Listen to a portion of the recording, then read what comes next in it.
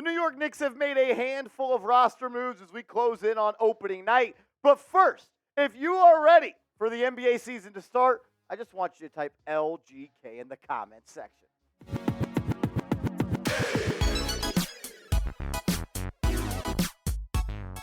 Yo, what up, everybody? You're watching Knicks Now by Chat Sports. I am your host, Marshall Green. We have a bunch of roster moves to talk about on today's show. Over the last about 24 hours or so, the Knicks have made 5 roster moves. So we'll break those down. They have signed 2 players. And then at the tail end of the show, I'm going to give you my roster projection for the New York Knicks. The top 15 on the roster, as well as the 3 two-way guys that I think the Knicks could end up signing. Let's start with the news of the day, though. The Knicks are moving on from power forward Nathan Knight. The Knicks signed him back in the NBA offseason and NBA free agency. Played with the Minnesota Timberwolves last year. Was a power forward. We broke him down on the channel a couple of months ago. But sounds like the Knicks are going to move on, and Nathan Knight will not be a part of the active roster for now heading into the season. Also yesterday, the Knicks, they did cut Jaylen Martin. They are releasing him. I could see Martin as a guy that ends up on the New York Knicks Westchester G League Knicks team. Maybe he gets that third and final two-way spot, but the former what's the league called? Overtime Elite League. That's where he came from. The former Overtime Elite guard right now is not a member of this ball club. And honestly, the most shocking release that the New York Knicks have made so far is Isaiah Roby. He signed that non-guaranteed deal right before we got into the playoffs last season. And I honestly liked what I saw from him in those first 3 preseason games for the Knicks. We know the Knicks are a little bit thin at that power forward spot. And I thought that he could be a guy that could be a backup to Josh Hart at the position. Sounds like Tibbs has other plans, and Roby will not be on this team moving forward. For now, could always re-sign him to a G League deal or something. That means the Knicks have 2 open two-way roster spots right now. So they can go out and sign somebody else, maybe 2 more players, probably will sign 2 more players to those two-way spots. But at this current moment, they have 2 potential spots. All right, the Knicks, they did sign 2 players in NBA free agency today. So bar with me with the pronunciation of one of the names. His name is Mamadi Diakite. Mamadi? I think I got it right. Mamadi Diakite. So I apologize if he or his family is watching.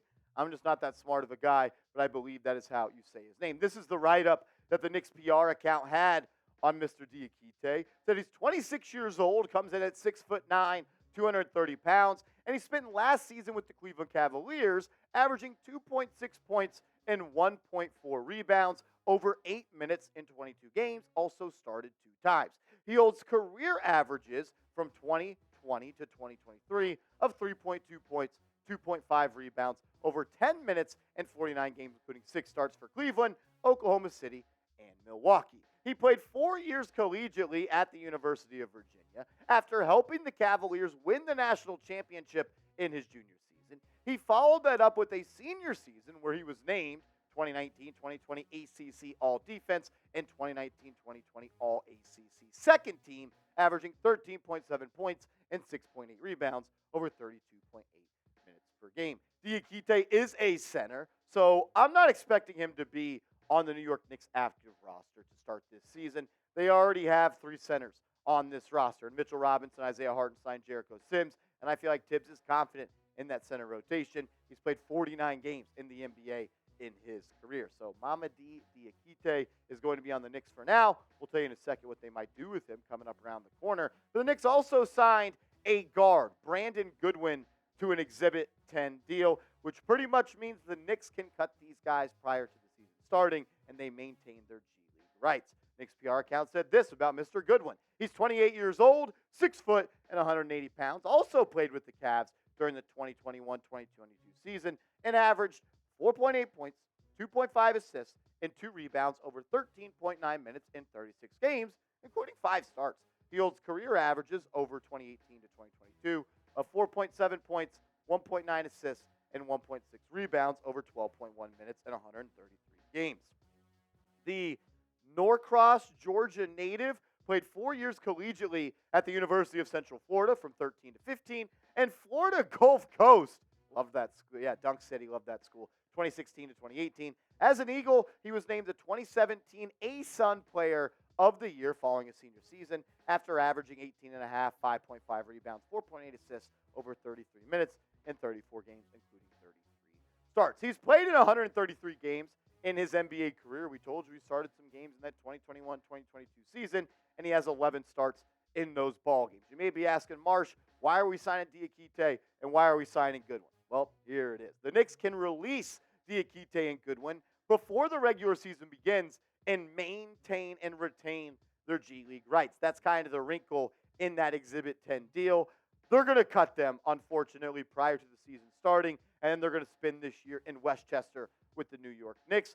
Maybe they end up cutting one of those guys and sign him to a two-way deal. I'd say that'd probably be unlikely. I think they will sign contracts with the Westchester Knicks coming up in a couple of days prior to Wednesday night's tip-off against the Boston Celtics.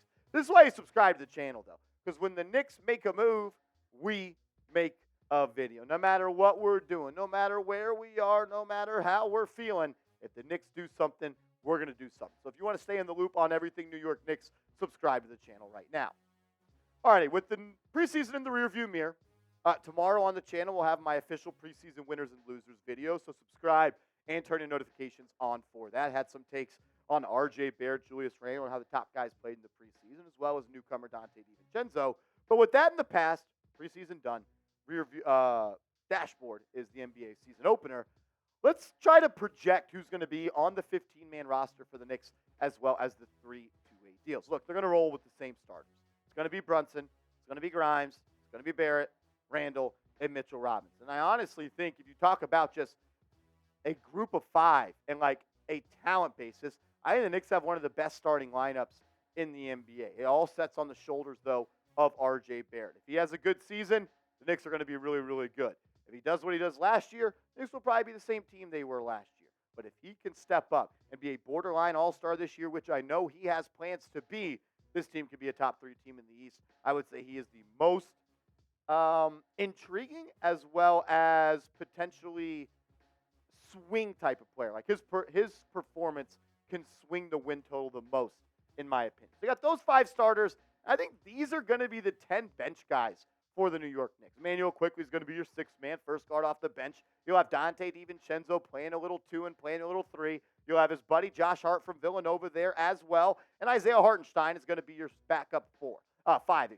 Those are going to be your 4 guys that get main minutes every single night. Quickly, Chenzo, Hart, and Hartenstein. Then you got guys like Miles McBride, who I thought played well in the preseason. You're going to have guys like Evan Fournier, who, let's be honest, man, if he shoots 40+% from 3, you got to play him minutes. And maybe he's going to do that. Did it in a couple preseason games. We'll see what happens if he gets any minutes in the regular season rotation with Tibbs. Jericho Sims going to be your backup emergency center. Played some minutes at the 4 in the preseason. Hopefully that does not happen. I just don't think that's his position, and I don't think it's fair to ask him to do that. I think Daquan Jeffries is going to earn one of the final 3 roster spots, as well as Dylan Windler, who initially signed a 2-way deal. I think that will be elevated. Maybe they keep him there and use it somewhere else, but I think he's going to be a part of that opening night roster. And then I got Ryan Arcidiacono, the Villanova point guard, as well. So with Windler off of my 2-way deals, they could keep him there and have him go back and forth. Maybe they sign someone else to go to the active roster. Maybe they roll with 14 people. They could do that. Only 13 guaranteed contracts right now for the New York Knicks. I think Jacob Toppin is going to go from, I believe it was an Exhibit 10 deal for him. I think he's going to earn that 2-way contract. So I'm going to have Jacob Toppin getting that. I think Dwayne Washington will be on a 2-way deal. He was last year, spent some time in Westchester. They obviously have strong feelings for him, bringing him back this summer. And the last person, I do not know. I do not know who it's going to be. Maybe it's Jaylen Martin. Maybe they make it Nathan Knight. Maybe they make it Isaiah Roby. Maybe they go sign one of those guys that they just released to a 2-way deal. Mamadi Diakite, maybe he impresses. I think he's going to be a Westchester Knick. But someone's going to get that final roster spot. Not sure who it is just yet. Grade the Knicks roster for me. I'm curious what you guys think. I know a lot of people, sometimes myself included, like the Knicks didn't do enough in the offseason. They didn't take that big of a step. They didn't improve that much. That's understand, and I'll always hear those out. But I still think they have a pretty strong damn roster. What do you think? A, B, C, D, or F? I'm going to go B+. I'm going to cheat because it's my show and I can do what I want. And it's also my birthday, so I could do that as well. Think about it like this, man. I think it was the ESPN Top 100 list there was only 2 teams that had 6 players in the top 100. The Golden State Warriors and the New York Knicks. We can be hard on our own players all we want, but when you talk about the starting 5, those are all top 100 players, man. You got guys like Josh Hart, Emmanuel Quickly. You got Isaiah Hartenstein, who I think is going to take a step this year and be an elite backup center in this league.